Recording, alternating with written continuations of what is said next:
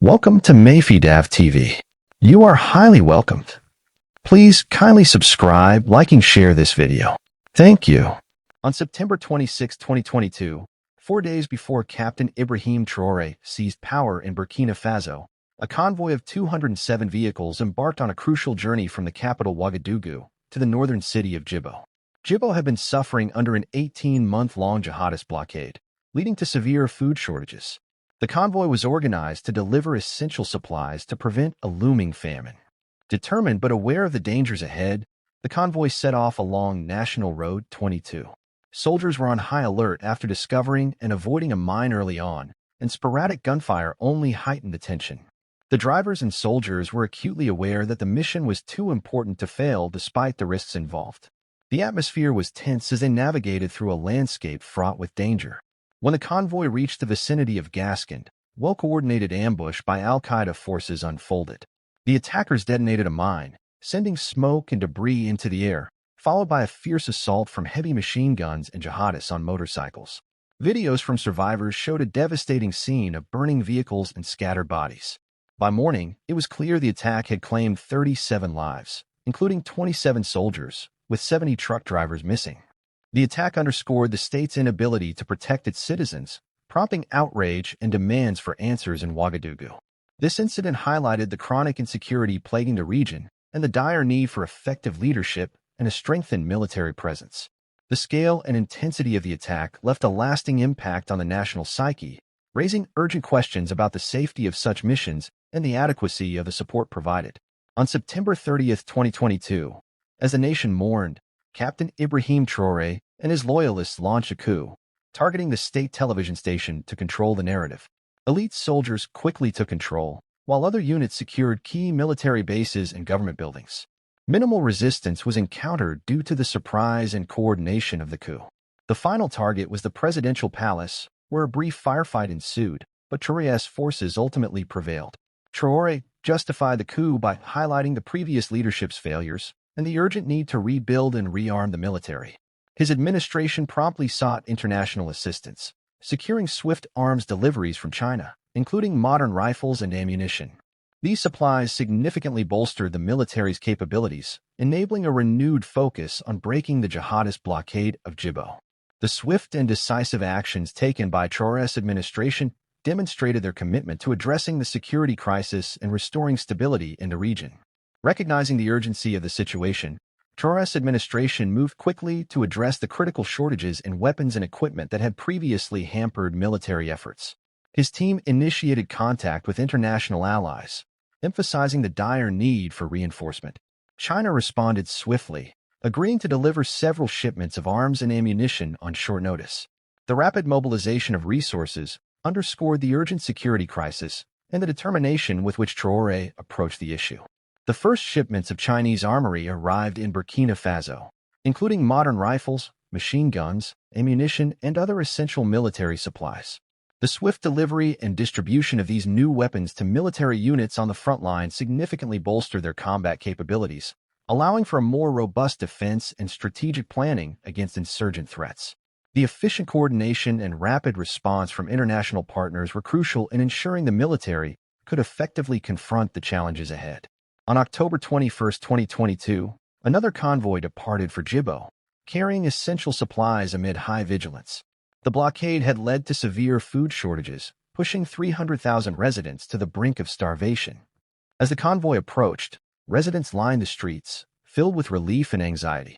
For many, this delivery was a matter of life and death, creating a scenario where survival hung by a thread. The convoy, escorted by military troops, delivered vital food items, which were distributed through local organizations to the most vulnerable populations. The supplies included grains, pulses, cooking oil, and nutritional supplements for children, aiming to address the severe malnutrition that had plagued the area due to the blockade. The success of this mission was both a logistical and military victory. Military troops took up defensive positions to secure the region, deterring potential jihadist attacks.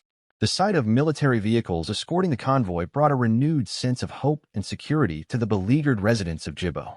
The successful delivery of the convoy not only brought much-needed relief to Djibo, but also boosted national morale and confidence in the military's capabilities.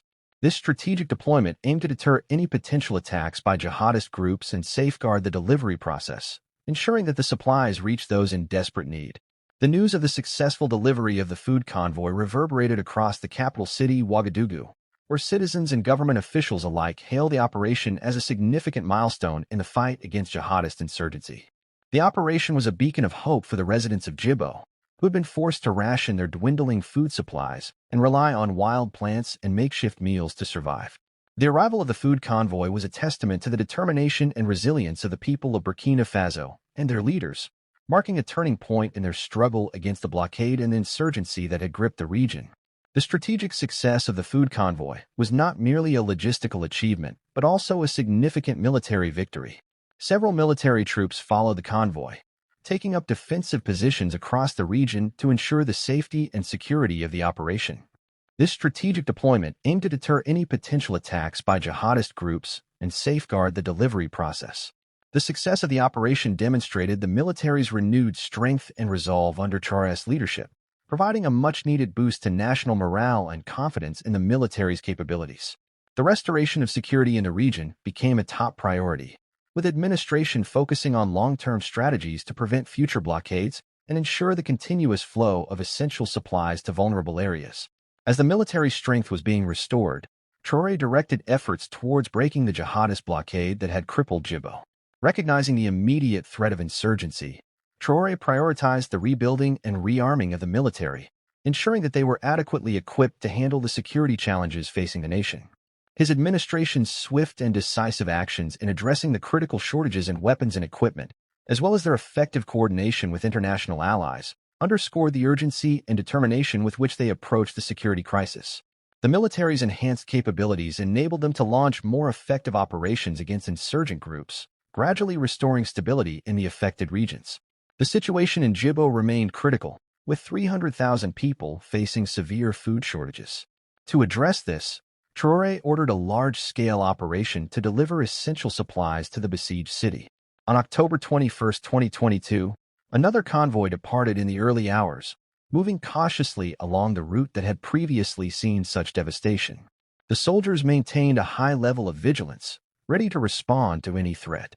The residents of Djibo, many of whom are women and children, have been forced to ration their dwindling food supplies, relying on wild plants and makeshift meals to sustain themselves. The lack of proper nutrition had led to an increase in malnutrition cases, particularly among children, with local health facilities overwhelmed and unable to cope with the influx of patients. The arrival of the food convoy was a beacon of hope for the people of Djibo. The convoy, escorted by military troops, carried essential food items including grains, pulses, cooking oil, and nutritional supplements for children. The supplies were distributed through local organizations and community leaders, ensuring that they reached the most vulnerable populations first. The success of the food convoy was not merely a logistical achievement, but also a significant military victory. Several military troops followed the convoy, taking up defensive positions across the region to ensure the safety and security of the operation. This strategic deployment aimed to deter any potential attacks by jihadist groups and safeguard the delivery process.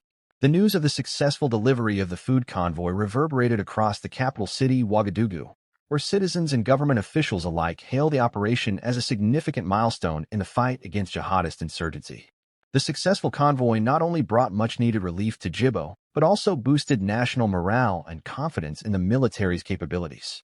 The operation was seen as a crucial step towards stabilizing the region and preventing further humanitarian crises. As the convoy reached Djibo, the sight of military vehicles and soldiers provided a renewed sense of hope and security to the beleaguered residents. The efficient distribution of supplies ensured that even the most vulnerable populations received the aid they desperately needed, alleviating some of the immediate hardships they had faced.